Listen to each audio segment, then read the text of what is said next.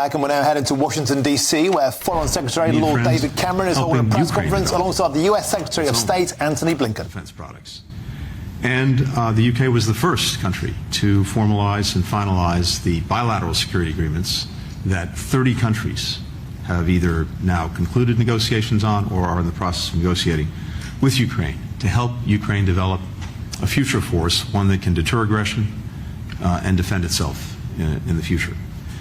We talked about ways to strengthen efforts to prevent the transfer and weapons of material to Russia for use in Ukraine. And this is an ongoing challenge, and we see weapons, we also see technologies to support the defense industrial base in Russia coming from North Korea, from Iran, from China. This is an area of particular concern for not only the United States and the United Kingdom, but many of our allies and partners throughout Europe. We also talked about the imperative of getting assistance to Ukraine now in terms of additional munitions, air defenses, artillery. We both heard last week from the Ukrainian Foreign Minister Kuleba at NATO about the immediate needs. Both of our countries are pressing ourselves and pressing others to do this. And in that light, the supplemental budget request that President Biden has made of Congress is urgent and it's imperative. The House is now back in session. We look to see that brought before the House and to get a vote as quickly as possible. And again, I've said this before, but it is always worth reminding that when it comes to burden sharing, I've never seen a better example in my time in government, now over 30 years. The United States has done extraordinary things for Ukraine. Our European partners and others beyond Europe, around the world, have done even more over the last 2 years.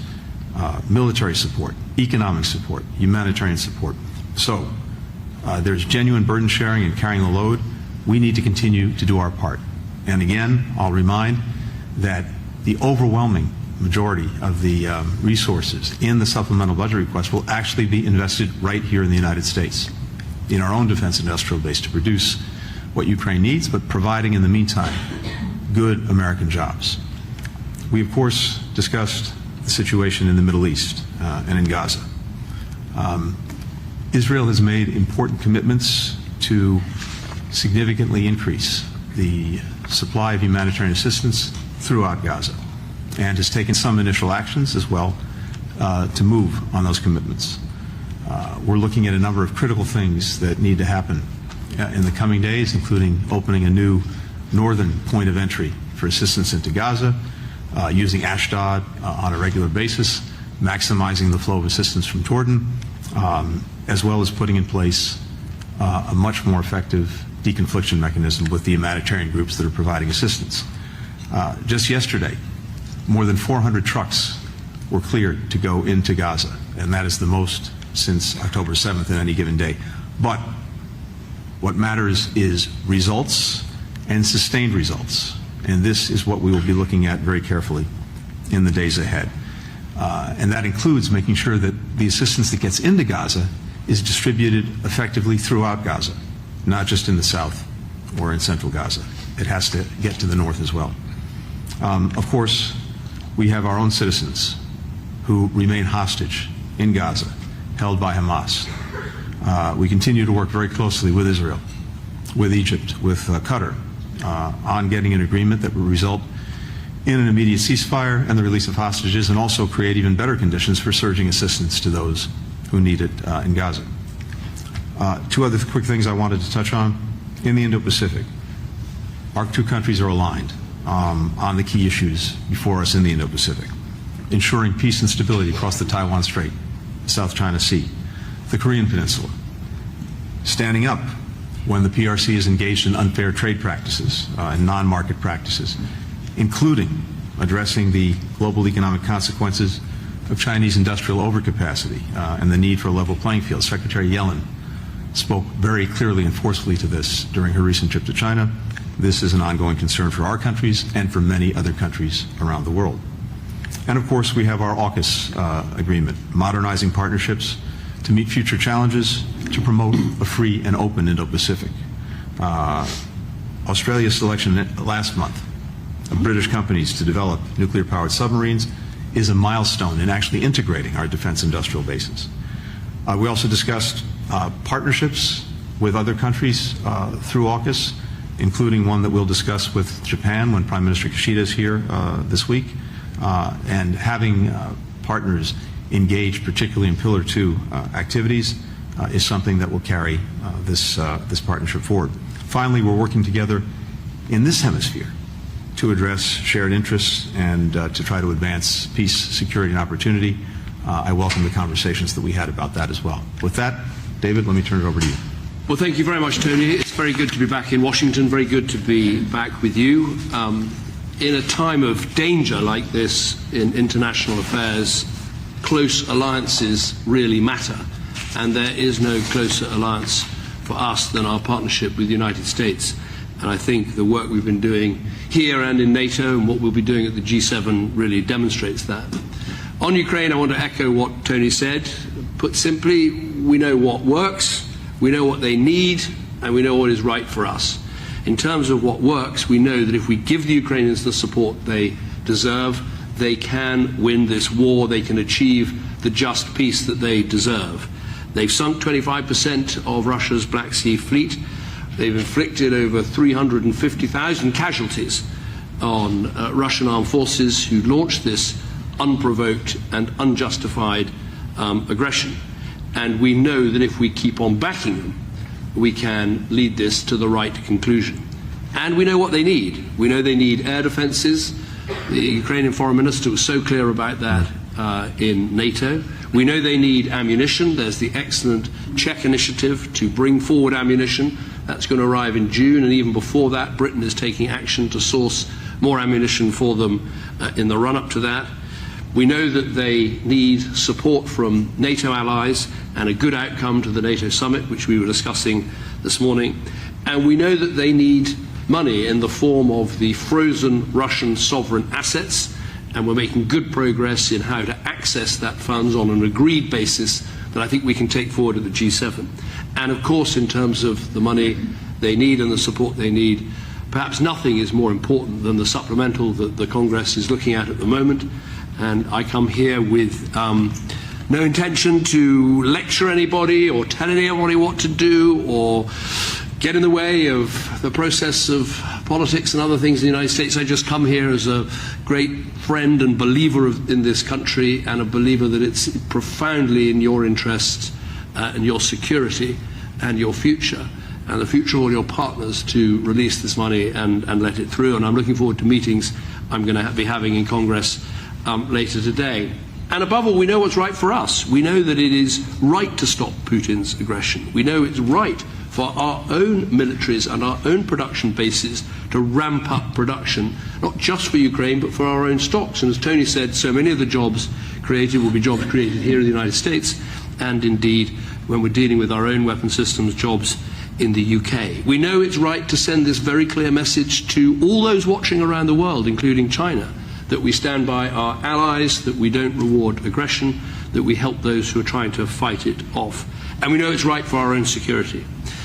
That leads to the NATO conference. We had some excellent discussions. I remember chairing the NATO summit in Wales in 2014. Back then, only 3 countries met the 2 percentage points of GDP on defence spending. I'm proud to say Britain was one of them. We're now up to around 20 countries out of an alliance of 32 members. And I think we can make real progress between now and the summit in Washington with every country showing how they're going to get from where they are now to that 2%. And I would urge all those countries to think about how they can do it. And we'll also be looking at this mission for Ukraine, about how NATO can do more to coordinate and help that country in its struggle. On our discussions on Israel and Gaza, as I said at the weekend, we see this in 4 very clear ways. One, we back the hostages and their families who are now in day 185 of their appalling captivity. We go hard on getting aid into Gaza. It's the right thing to do, and what was previously seen as impossible is now possible, and that is hugely welcome. We want to see that followed up. We believe in leading internationally, both at the United Nations, where we achieved a good resolution on a temporary ceasefire during Ramadan, and also putting together countries that back and support a future peace process such as met in Munich, and we hope we'll meet again shortly. But the fourth part of our plan is to support Israel in its legitimate right of self-defense to deal with the Hamas threat, and it's important we maintain that support. On aid, just to be clear, as Tony said, we want to see 500 trucks a day. We want to see the water switch back on. We want to see Ashdod and a northern crossing point opened. And crucially, we want to see this deconfliction, because getting aid to Gaza on its own isn't enough. You've got to be able to get aid around Gaza. And as we saw with the tragic killing of the World Central Kitchen workers, unless you have that deconfliction, other things like that could happen. We have a very clear plan A for how we bring this conflict to an end. We have a temporary pause. We turn that into a sustainable ceasefire. We see Hamas leaders removed from Gaza. We see the terrorist infrastructure taken down. That is the way to have a political process that brings the war to an end. But we have to be aware, if that doesn't work, we have to think about what is plan B. What can humanitarian and other organizations do to make sure that if there is a conflict in Rafah, that people can achieve safety, they can get food, they can get water, they can get medicine, and people are kept safe. And I think that's something we're going to have to be looking at, and we were talking about today. Finally, on the other things you mentioned, I totally agree that AUKUS is a really important alliance, and I think one of the ways we can make it a success, as well as making sure we build our submarines and invest on time, is making progress on the ITAR regulations. If we're going to have a partnership as close as this between three like-minded countries, we must be able to have the free flow of munitions between us. Finally, I just wanted to mention Haiti, where Secretary Blinken has said how important it is that we all step forward and help. Britain has a number of priorities in that region, including neighbouring countries that we are responsible for, but nonetheless we will be providing over £5 million, $7 million to the fund to help support Haiti. So on these areas and many others, we've had an excellent conversation, excellent meeting, and it shows how like-minded we are on trying to make progress on these difficult conflicts that are so disrupting and disturbing our world, and we're determined to work together very closely as we do that. Thank you. Thank you. The first question goes to Olivia Gazis with CBS News. Thank you very much. That was Lord Cameron speaking in Washington, D.C. That was a joint press conference alongside the U.S. Secretary of State, Antony Blinken. Lord Cameron spoke. This was a time of danger, and in those times of danger, close alliances matter. On the topic of Ukraine, he said, we know what works, we know what they need, and we know that they can win this war, which they deserve to do so. He spoke of 350,000 casualties inflicted upon Russian forces to date. They need air defences, they need ammunition, and they need support from NATO, but above all, they need money on two fronts. He said they'll try and unfreeze frozen Russian assets to make that money available to Ukraine. He then said, we have no intention to lecture you here in America, but as a great friend, it's profoundly in your interest to release this money. He, of course, refers to $61 billion of aid that is being, at the moment, stymied in the American chamber. We know it's right for our own security, he said, in the UK to continue supporting Ukraine. On topic of Gaza, 500 trucks per day is his target to turn the water on and to develop a sustainable ceasefire. If that can't work, what is a plan B? That was David Cameron, Lord Cameron, speaking in Washington, D.C.